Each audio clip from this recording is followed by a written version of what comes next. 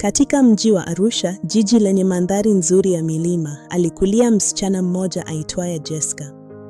Aliishi katika familia tajiri ya kifahari, lakini furaha yake ilikosekana licha ya mali alizokuwa nazo. Alikuwa na nyumba kubwa, magari ya kifahari na pesa za kutosha, lakini alijua kuwa maisha yake hayakuwa kamili bila kitu cha kweli kilichokuwa kikienda ndani ya moyo wake. Jessica alizaliwa katika familia tajiri ya kifahari. Baba yake, mfanyabiashara maarufu, alimwachia urithi wa mamilioni ya fedha na nyumba kubwa jijini Arusha. Hata hivyo, kinyume na matarajio ya wengi, Jessica hakuwa na furaha. Kila mwanaume aliyezunguka alikuwa akilenga tu mali yake. Alikuwa na kila kitu kinachoweza kupatikana kwa pesa, lakini alijua kuwa hakuwa na kitu cha kweli kilichomvutia moyoni mwake.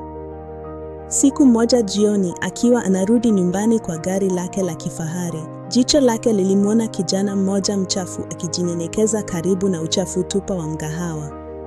Kijana huyo, Baraka, alikuwa akikamata masazo yaliyotupwa, akila kwa haraka kana kwamba hakuwa na uhakika wa kupata chakula kingine.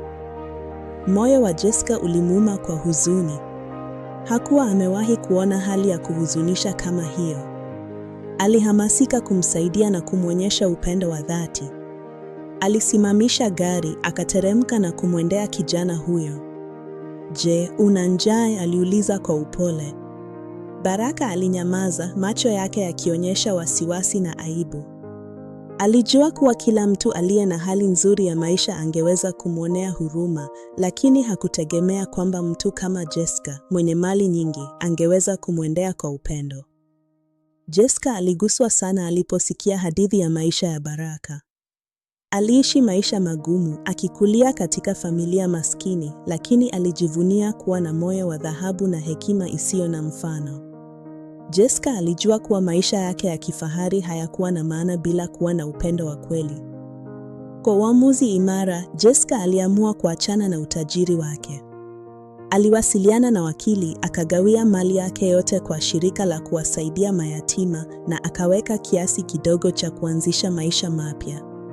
Alijua kuwa furaha ya kweli ilikuja kwa kujali na kutoa kwa wengine, si kwa mali ya dunia hii. Alimwomba Baraka amsaidie kupata kazi na wakaenda kuishi katika nyumba ndogo ya kupanga. Maisha yalikuwa magumu, lakini yalikuwa ya kweli. Waliposhirikiana ugumu na furaha, upendo wao ukazidi kukua. Waliishi kwa furaha ya kipekee bila kujali maisha yao yalivyokuwa magumu. Walijua kuwa walikuwa na kila walichohitaji, upendo wa kweli.